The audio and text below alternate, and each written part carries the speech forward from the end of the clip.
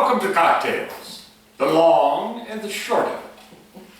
I thought of calling this evening Penis Tales, but I didn't want to offend anyone. Regardless of the title, I think it's time for an honest discussion about the penis and related matters. Some folks find the use of the word penis too clinical for everyday chit-chat. Others prefer using slang to avoid uttering the P word. If you Google slang for penis, 221 names will pop up. And not included are the little pet names families and individuals create for this most curious of male appendages. In my family, the word penis was never uttered. Instead, we use one of two rather quaint ways of referring to that thing. It was either my pee-pee or my tallywhacker. Eventually, I was to learn that my very name could be a bit of a curse because a Richard can also be a dick. So, to avoid any name potholes, I always insisted upon being called Richard. Now, my sweet wife, for a short period of time, would refer to my penis as Little Richard. While I found the designation quaint, I suspect I winced ever so slightly, which put an end to Little Richard. I've actually known a number of lovely dicks in my lifetime. And I think it's sad and unfair that they have to endure what goes on. I mean, you may like being called a dick, but it can't be much fun to have someone declare you're a dick. Of course, with a slight change in inflection, it can be perfectly harmless, perhaps as a question. So, you're a dick? So as I said, I opted for Richard as my moniker of choice. No offense to all the dicks out there, and I hope that doesn't make me a dick. Anyway, as I perused through the list of slang terms, I noticed categories. Oh, yes, for all of the dicks out there, you may be relieved to know that yours is not the only name that may be used as a substitute. All that is required if you happen to be a Billy, a Buddy, or a Stevie is to put little in front of your name to receive your own notoriety. So, welcome to the club, Little Billy, Little Buddy, and Little Stevie. And let's not forget your Johnson. Though I wouldn't suggest putting little in front of Johnson. Oh, animal names are also common. In addition to cock, you might refer to your rooster, your elephant, your mongoose, or your ground squirrel. It will probably come as no surprise that reptiles have their place. The snake, the python, the cobra being among the most popular. The worm may also be used as a designation, but I prefer to think of the worm as bait. Military weaponry and titles can also be used in the nomenclature. The tank, the grenade, the nuclear missile, the torpedo are all included along with numerous ranks being used as pseudonyms. The colonel, the lieutenant, the major. Well, the general, however, seems to be missing in action. My vegan friends may take some comfort in references to their carrot, zucchini, cucumber, or pickle. Even monuments are on the list. The Washington Monument seems a bit obvious, perhaps a case of wishful thinking. It was an odd one, the Nebraska State Capitol. Now, that did seem odd to me until a friend of mine from Lincoln showed me a rather phallic-looking picture of the Capitol building, which he referred to affectionately as the penis of the plains. Another substitute that seems puzzling to me is the Titanic. While the size may be flattering, the end result would seem to be less than desirable. Truth be told, you are free to call your penis whatever you like, as long as it makes you happy. So let the force be with you and your lightsaber. I do not get pornography. I mean, if it works for you, that's cool, but when I see pornography, I get zip, zero, zip, nada, nothing. My reaction to pornography is laughter, brought on by what I consider the absurdity of what I'm watching. I've only really seen two types of pornographic films, stag films and what are generously referred to as adult films. Adult films pretend to be story-driven. Something like the plumber and the lonely housewife. The plumber stops by and offers to unclog the housewife's drain. One thing leads to another, well, you get the idea.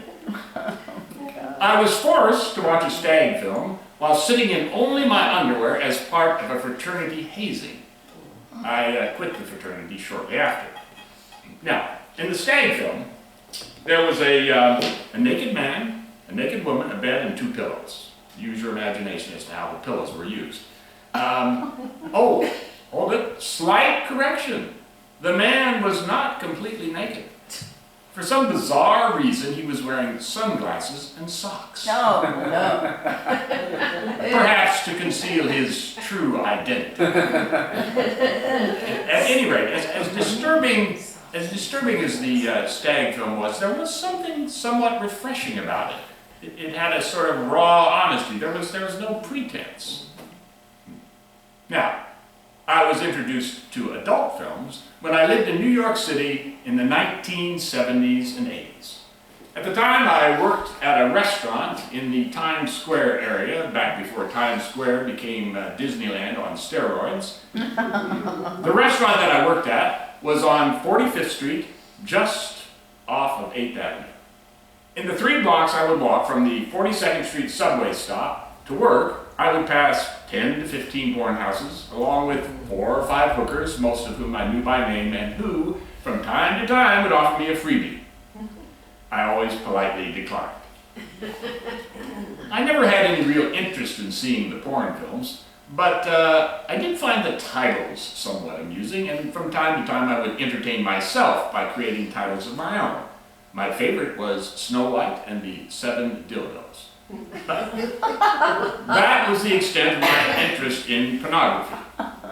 However, I was finally convinced to give porn a try by my friend Peter Ross. Now, listen, Peter was not the stereotypic sort you might see in a pornographic film. No. Peter was an immaculately dressed gentleman who was always perfectly coiffed. And Peter loved porn. He even subscribed to a porn review magazine complete with its own rating system. So one night, about a half an hour before I was to get off work, Peter came rushing into the restaurant. He had the porn review magazine rolled up in his hand. The title of the magazine, by the way, was Coming Attractions. Coming was in bold print. Hey, Richard, you gotta come with me tonight. There's a great new film right around the corner. It got a rating of 5 hard cocks. Well, you can't turn down 5 hard cocks. So, after the theater, we made our way around the corner to the theater. As we entered the theater, it seemed darker than your standard movie house of the day. There's also a distinctly rancid smell. Not unlike the smell you might encounter in the New York phone booths of the day. There were perhaps 10 to 15 men all sitting alone, and yes, a few of them were wearing raincoats, even though it wasn't raining. Peter and I made our way to some seats at the back of the theater, and as the film was about to begin, Peter leaned over and whispered to me, "You're gonna love it, especially Long Jean Silver." Long Jean Silver? Well, turns out, Long Jean Silver was this poor woman who had her leg amputated up to her knee. She wore an eye patch befitting her name and did a dreadful pirate impression. The gist of the film was that Long Jean was going to force one man after another to walk the plank if they didn't acquiesce to her sexual demands. Of course, every man obliged, and every time Long Jean would climax, she would shout out in her squeaky pirate voice, "There she blows!" Well, upon hearing the first "Thar she blows," I began to giggle. A man in front of us shushed me. Peter jammed me in the ribs, letting me know that laughter was not appropriate. But it was too late. With each successive "Thar she blows," my giggles turned into full-on guffaws. Eventually, Peter moved away from me, and the theater manager appeared at my side and asked me to leave. Oh my God. I was happy to comply. The story of my life, quickies. Speaking of quickies, I I want to give a quick shout out to all of my gay and lesbian friends and an acknowledgement that you had it right all along. I don't care if you believe in religion, biology, or Mother Nature. Contrary to popular belief, the platypus is not the biggest joke played on mankind. No, my friends, the answer is the birds and the bees, or the idea that men and women are sexually compatible. It just ain't so. Or, at the very least, it's not easy. My guess is that after a fast wham, bam, thank you, ma'am, Adam probably rolled over and went to sleep. And it's no wonder Eve was tempted by the serpent. I mean, up until the sexual revolution, women were expected to, you should excuse the expression, lie back and take it. And to add insult to injury, they were also supposed to, if necessary, fake it to keep their man happy. Since I'm being brutally honest this evening, I will admit that during my lifetime I have had issues. Certainly in my youth, it wasn't uncommon for me to react prematurely to any form of flattery. A wink, for instance. Most men are reluctant to talk about their deficiencies, but on the contrary, you're more likely to hear stories of men as they regale one another with their great conquests. Each man takes his turn with great bravado, sharing his sexual encounters and glorious carnal victories. There's no shortage of bravado. In fact, the stories are told with such a childlike glee that it might make someone want to respond with a childish taunt of their own. Liar, liar, pants on fire. I have mixed feelings about all of these talks about our sexual functions. I understand that it can be healthy and maybe a little bit refreshing, but again, it does get a bit tedious at times. But what can I say? You know, the times they are a-changing. I realized that when I was trying to come up with a title for this evening. First I thought, well, I shouldn't be too graphic or salacious. 20 years ago, I would have had to be much more subtle. 40 years ago, I probably would have been tarred and feathered in certain states. 60 years ago, I would have ended up sharing a jail cell with Lenny Bruce. For those of you who don't know who Lenny Bruce was, a quick primer. Lenny Bruce was a great comedian and satirist of the 50s and 60s who was arrested on multiple occasions for violating what were known as the obscenity laws. His first arrest came in 1961 in, wait for it, San Francisco. That's right, that great bastion of progressiveness. Should you be so inclined, I would like to recommend 2 Lenny Bruce routines. To come is a preposition, and guys are carnal. Now, I never got to see Lenny Bruce perform live because he died of a heroin overdose in 1966.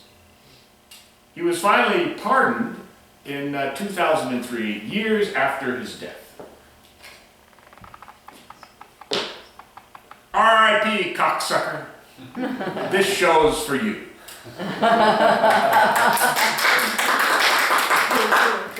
By the way, I use the term cocksucker because in certain places nowadays it's considered a term of endearment. Like I said, the times they are changing.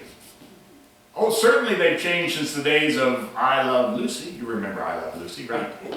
Back when men were men and women were women and no one slept in the same bed. And we were all taught that the babies were delivered by the stork. Until we were taught, well, nothing. Sex education didn't exist. Now, in the ideal family, sex education would probably come from a parent. I was not raised in the ideal family, something which I suspect I share with many. My father was a sweet man and a gifted musician whose own father died when he was 8 years old, so he was not comfortable talking with children. Certainly, we weren't going to have any sort of discussion about the birds and the bees. As to my mother, she had her hands full dealing with my strong-willed and feisty sisters, 2 traits which I greatly admired but never had the courage to emulate. At any rate, my role in the family was to play the part of the good boy and my mom's fishing buddy. I also from time to time became her confidant, someone she would come to for advice about my sisters, particularly my older sister, who was quite precocious. If you want to drive a lot of straight, testosterone-driven men just a little bit batty, you might try suggesting that they could be a tad homophobic or gay.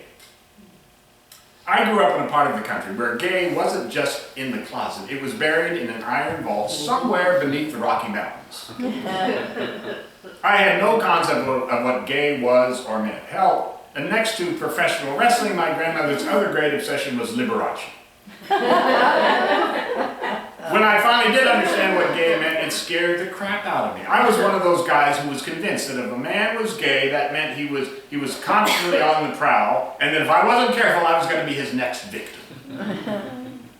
Fortunately, I came out of the Dark Ages. I had to. I was in the theater in New York City. But it took my first summer of summer stock for me to really come out of the Dark Ages.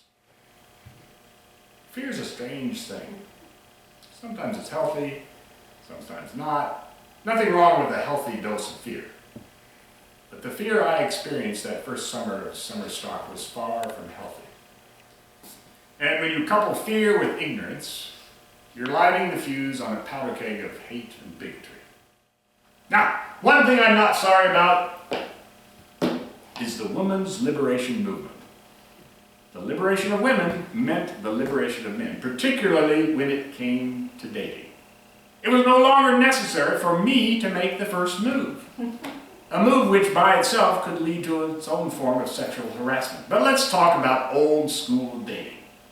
I was terrible at it. Most of the time I couldn't tell if a woman was interested in me, and if I was interested in a woman, I didn't know where to begin.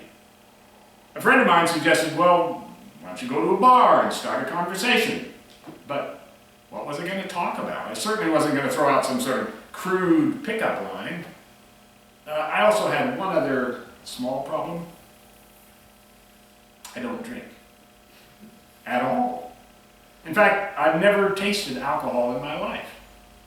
Anyway, but out of desperation and loneliness, one night I stumbled into my neighborhood bar and took a seat at the bar. The bartender came over. What can I get you, pal? I'll have a club soda. That's it, a club soda? Well, a cube of ice would be nice. Sure. I'll even throw in a lemon twist. You know, this wasn't going well already. Eventually, this beautiful woman walked in and sat down just to my right. Now, the only reason I knew she was beautiful was because I could see her in the mirror behind the bar. I thought about turning to her and saying hello, but I couldn't muster the courage to even do that. A few more moments later, a man came in and sat on the other side of me. He ordered a scotch on the rocks and threw a $50 bill on the bar. "Keep the change," he said with great bravado. I could see in the mirror that the woman was quite impressed. And eventually, the two of them began to talk over me. It was like I didn't exist. I was invisible. So eventually I thought, well, what am I going to do? I got up and offered my seat to the man. He took my seat without an acknowledgement or even a thank you. I finished my drink and the bartender came over. "Can I get you another one, pal, or is one your limit?" "No, thanks. What do I owe you?" $3. I took out 3 singles, 50 cents, threw it on the bar. "Keep the change," I muttered, and stumbled out of the bar with what little dignity I had left. I think it's time that men give up carrying a grudge just because God took a rib to create a woman. I mean, at any rate, couldn't God have just as easily created a woman out of a speck of dust? He did it for everything else. And on top of that, he laid down all of these repressive rules and put them on women.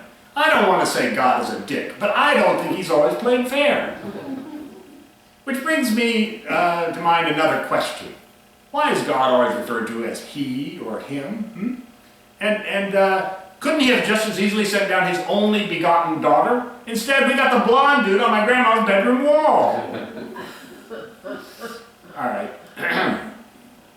Maybe I'm coming down a little harder on God than I should. Anyway, turns out that he, or maybe she, did have one last trick up that white rose sleeve. It doesn't make up for all the crap women have had to endure, but is a bit of a payback. Men were given a prostate, a gland about the size of a walnut, that if a man lives long enough, will cause most men a boatload of grief and force them to rethink about their precious packages. One of two things are likely to happen. The prostate will grow about the size of a small grapefruit, which will make it virtually impossible for a man to sleep through the night, or he will develop prostate cancer. Now, the good news is that in both cases, they're usually pretty manageable if you catch them early on.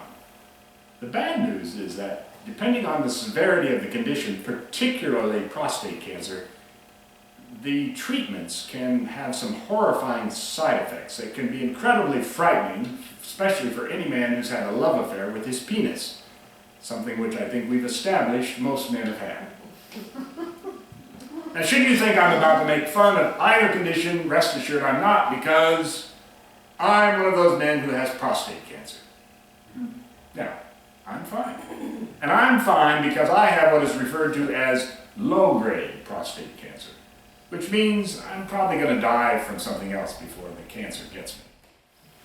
I don't even miss the virility of my youth, though I have occasionally had flashbacks. I had one a couple of months ago. I was sitting in a coffee shop when this attractive young woman walked by me, smiled, and said hello. Now, my first thought was, wow, she thinks I'm terrific. If I wasn't happily married, then it hit me. She didn't see me as some sort of romantic possibility. She felt safe with me. I reminded her of her grandfather. And you know what? I was okay with that. It made me feel like, well, a real man. So, maybe Grammy K didn't do quite as much damage as I thought. Maybe it's unfair of me to blame my grandmother for all of the angst I had around my pee-pee, my tallywhacker, and yes, my cock. But that's the rational part of me speaking. And anger isn't always rational. I remember the day my mother called to tell me my grandmother had died. I was talking on the phone with my mother and I got another call. Hang on, Mom, I got to get to this other call. I switched over and I heard my younger sister's voice singing. Ding dong, the witch is dead, witch, oh witch, the wicked witch. Stop, I said. I got Mom on the other line and she's really upset. Why was she upset, I wondered. Only I knew. And I knew because of something that had happened years earlier, something I had never been able to forget. I was visiting my parents' house, and one night I got up in the middle of the night to go to the bathroom. Now, our bathroom in our house had two doors, one leading into my parents' bedroom. As I stumbled into the bathroom, I turned on the light and glanced into my parents' room and saw them, well, doing it. I was, of course, horrified. I apologized immediately, turned out the light, ran back to my room, and crawled under the sheets. Anyone who's ever walked in on their parents having sex knows how frightening that can seem. It doesn't seem right, our parents having sex. But after a while, I kind of smiled. I thought, I'm just being silly. And I even thought, wow, that's kind of cool. My parents still do it. It even occurred to me that this was give me some hope. Maybe there is sex after 50, 60, or 70. So I rolled over to go to sleep. Only, I noticed a light under my bedroom door. And I heard crying. Should I ignore it? I couldn't. I put on my slippers and went into the living room. As As I went into the living room, I saw my mother curled up in the fetal position on the couch. She was sobbing. She had a blanket pulled all the way up to her chest. My father was sitting next to her, trying to comfort her. I felt terrible. I knew instantly that she was upset because I had walked in on her and my father having sex. I wanted to say something to make things better. Hey guys, I'm really sorry about earlier. I didn't mean to interrupt your fun. My father glared at me and waved me back into the room. As I stumbled backward, I saw my mother. She was rubbing her hands over her skin, almost violently, as if trying to wipe away some sort of imagined filth. And she kept saying the same thing over and over again, sort of repentant mantra. I'm dirty. I'm dirty. I'm so dirty.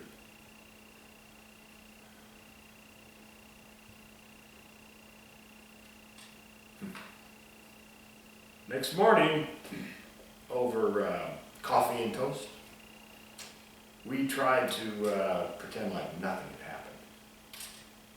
Only it had happened. And that's the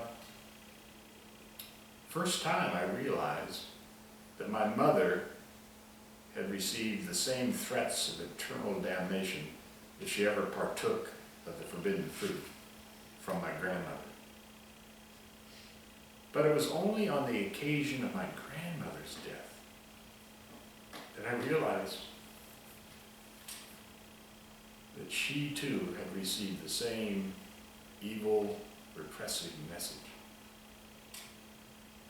And when I hung up the phone from comforting my weeping mother, I too wept.